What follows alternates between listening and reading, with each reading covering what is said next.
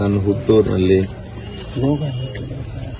ಇವತ್ತು ನಾನು ನಮ್ಮ ಪತ್ನಿಯವರು ನನ್ನ ತಂದೆಯವರು ಮೂವರು ಹೋಗಿ ಮತದಾನವನ್ನು ಇವತ್ತು ಮಾಡಿದ್ದೇವೆ.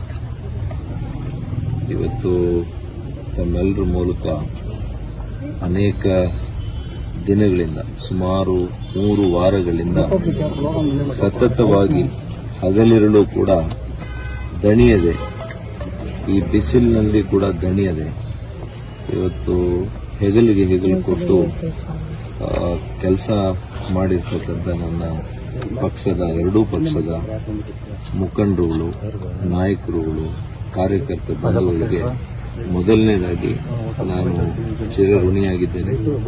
ಹೃದಯಪೂರ್ವಕವಾದಂತಹ ಕೃತಜ್ಞತೆಯನ್ನು ಅವರಿಗೆ ಸಲ್ಲಿಸ್ತೇನೆ. ಅದೇ ರೀತಿ ಈ ದೇಶವನ್ನು ಗೆಲ್ಲಿಸಬೇಕು. ಈ ದೇಶದ ಭವಿಷ್ಯ ನಿಮ್ಮ ಕೈಯಲ್ಲಿದೆ, ಜನರ ಕೈಯಲ್ಲಿದೆ. ಹಾಗಾಗಿ ನಿಮ್ಮ ಮನೆ ಮಗನಾಗಿ ನಾನಿವತ್ತು ಮನವಿ ಮಾಡ್ತೀನಿ. ಚಿಕ್ಕಬಳ್ಳಾಪುರ ಕ್ಷೇತ್ರದ ನನ್ನೆಲ್ಲ ಮತ್ತು ಬಂಧುಗಳಲ್ಲಿ ನಿಮ್ಮ ಮಗನಾಗಿ ಸೇವೆ ಮಾಡಲಿಕ್ಕೆ ನನಗೊಂದು ಮತ್ತೊಂದು ಅವಕಾಶ ಕೊಡಿ.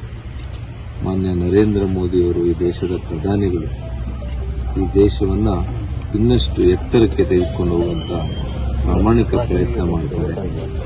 ಅವರ ಕೈಗಳು ಬಲಪಡಿಸಲಿಕ್ಕೆ ನಿಮ್ಮ ಮಗನಿಗೆ, ನಿಮ್ಮ ಮನೆ ಮಗನಿಗೆ ಒಂದು ಅವಕಾಶ ಮಾಡಿಕೊಡಿ ಅಂತ ನಾನು ಮನವಿ ಮಾಡ್ತೇನೆ. ಹಾಗೆಯೇ ಕರ್ನಾಟಕ ರಾಜ್ಯದ ಇತರೆ ಕ್ಷೇತ್ರಗಳಲ್ಲಿ ನಮ್ಮ ಪಕ್ಷದ ಜಾತ್ಯತೀತ ಜನತಾದಳದ, ವಿಶೇಷವಾಗಿ ಮಾಜಿ ಮುಖ್ಯಮಂತ್ರಿಗಳು ಕುಮಾರಣ್ಣವರು, ಇವರೆಲ್ಲರಿಗೂ ಕೂಡ ಗೆಲ್ಲಿಸಿಕೊಡಿ. ಈ ರಾಜ್ಯವನ್ನು ಗೆಲ್ಲಿಸಿ, ಈ ದೇಶವನ್ನು ಗೆಲ್ಲಿಸಿ.